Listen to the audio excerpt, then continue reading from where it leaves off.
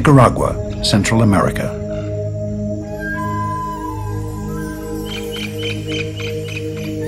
Managua. Here, as in other places of the world, there are those who hardly have any language at all.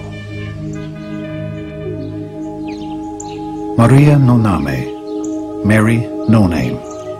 Deaf since birth, she has been isolated all her life, both from the people who could help her and from others with her disability.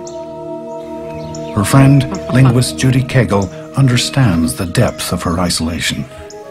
The two can communicate just a little, using simple and primitive gestures. The first time I met her, she was missing the ability to tell me who she was. She was missing the ability to tell me how old she was. She doesn't know her name. In order to tell me who she was, she had to take me home and show me the papers and pictures of her family. We had to share a context. She can tell me things. I can show you a bit. She can tell me what happened to her father.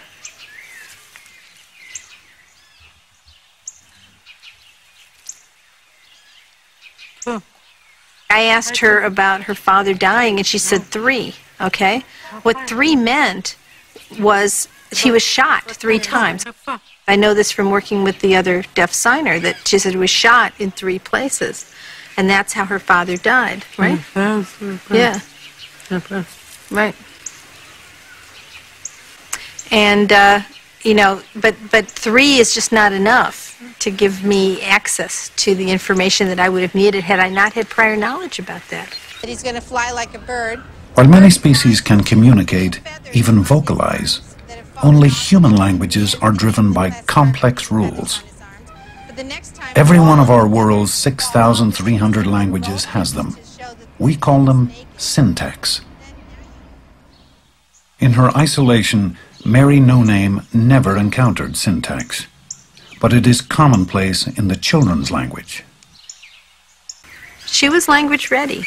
The problem was she didn't get access to language within that critical period, and that critical window for learning language in the way that we learned it is closed.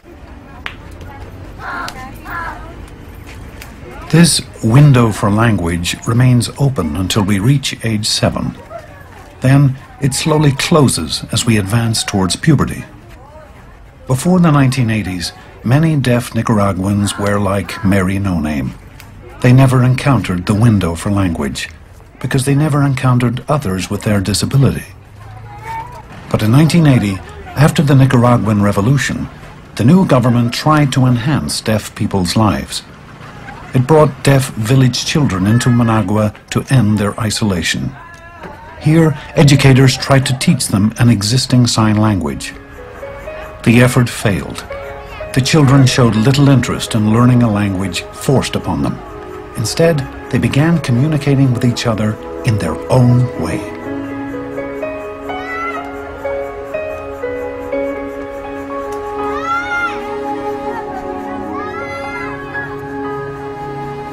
Judy Cagle was summoned from the United States to sort out the problem. I came down thinking wherever there were deaf people, there was a sign language, and that obviously there would be a full-blown sign language in full swing here in Nicaragua. And I said, well, you know, I can learn a bit of their sign language if that's what you want, and work with you on learning it. They said, no, they don't have a sign language. They have mimicas. They have mime gestures. And they pointed to a group of kids and said, we want to know what they're talking about. It turned out they were talking about a lot more than anyone dreamed possible. Cagle had arrived in Nicaragua shortly after the birth of a new language.